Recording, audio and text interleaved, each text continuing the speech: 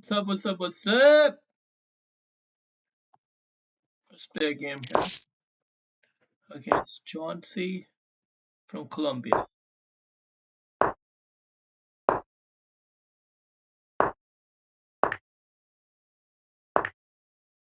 Tomorrow is going to be the 7th game of the World Championship. Kukesh and Ding Liren. And if anyone's guess what's going to happen, I think Kukesh is going to be white. So I predict he'll play d4 rather than e4. And yeah, I wonder what kind of line he's going to have.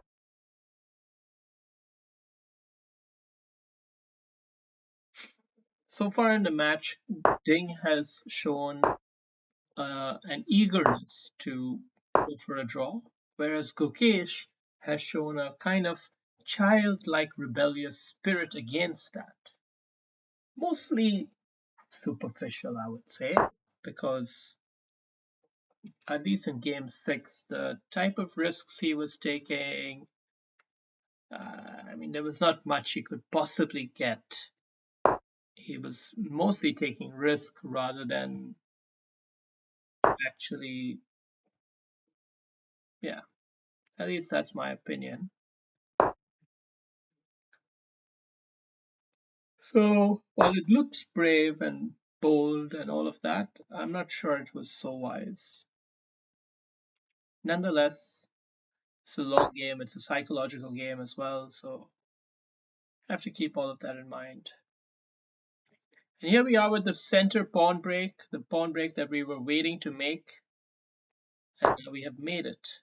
And we're going to complete this. If you get this formation, you're usually really in good shape as a player. You really are. In the game, there's very little that can truly upset you. I mean, if he tries to come in with the queen and big, trying to be like a big smartass, there's really nothing because my knight's guarding it. So he's probably hoping that I would take with the knight, but I'll take with the pawn, just so I keep some resources there for defense. The knight's also doing a job of guarding against both of these knights coming in. So perfectly logical pawn recapture. And now the next plan for white is to simply go f4 and f5. Really put the squeeze on black's position. He's so desperate. He's so desperate for a release that he has sacrificed the knight. Probably a wise choice. And now we've taken a pawn with check. I don't know if that was the right choice, to be honest. Could be a little bit sus. Because now he can actually go for this maneuver. So maybe it was a bit sus actually, but we do have opposite colored bishops, which is mostly a bad thing in terms of improving your winning odds, but it can also be a good thing from an attacking perspective because my king is really safe and his is safe-ish.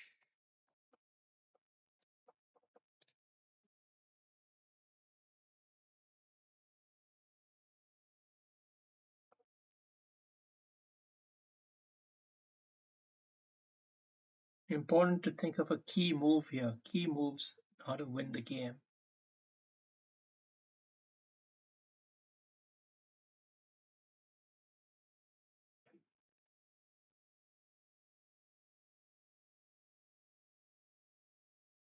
Let's pop up the question right away. Of course, we're hitting the knight at the same time, so he's likely to do.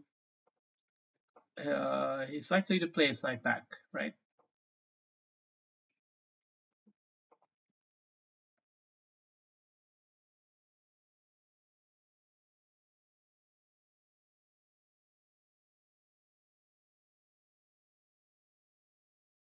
We put him under a bit of pressure, clock pressure at least. I mean, positional pressure.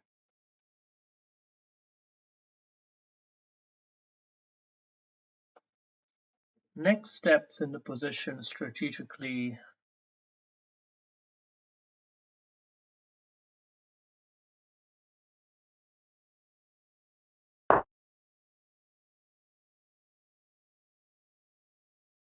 we got to do something on this side of the board. This is where the game is at.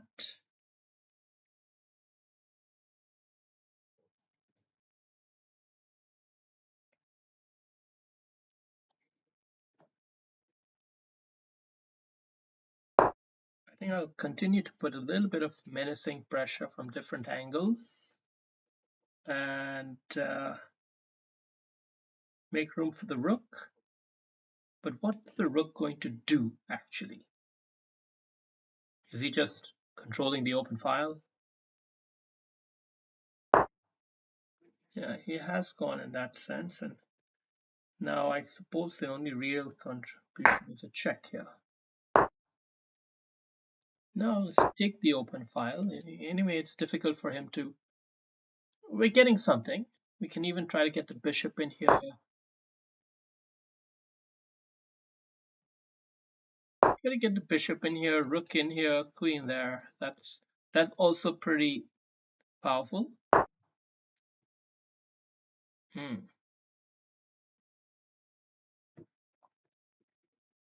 Knight there is tempting this. Queen check. And then win this pawn. I mean this bishop. So we got something going, and that was a fast move. Fast moves are usually a sign that someone is not happy. And he has every reason for feeling that way. Let me assure you. Yeah. Fast moves mean that a person is unhappy. Because it's that frustration, you know. It's that annoyance. And, well, he was under a lot of pressure, 92.8%. What can you do? I mean, middle game pressure of the wazoo. But this is how to attack. This is how you can formulate it. I mean, this is close to a perfect game in many ways. I know these opening moves are not the best ones according to chess.com, but according to my own personal style of play, they're really lovely. And e4 pawn break, as I said, e5, that is just game over at this point. It's game over at this point, and yeah, maybe can capture that. But honestly, you just give him more room to tie himself in knots, like he did here. This was unnecessary, I acknowledge that, but probably not such a big deal anyway. This is a good move. This is a good move, putting pressure. Another reasonable follow-up, but not ideal. I was thinking, does the pawn need to go up here? What else do I need to do in the position? But we decided to be more like hostile against the king and gave a bit of useless checks here and there, but still managed to just let him tie himself in knots. Like he couldn't figure out the optimal defense here. This is just too immobilized a position. Your knight is just too out of the game, so yes, you're blunting the bishop, you're scared of the bishop, I understand that, but this is too passive, and black was I was able to exploit that by bringing the rook in here, and then he just, you know, gave up at this point. Tried, yeah, this mate into from here. All right, good game, hope you enjoy.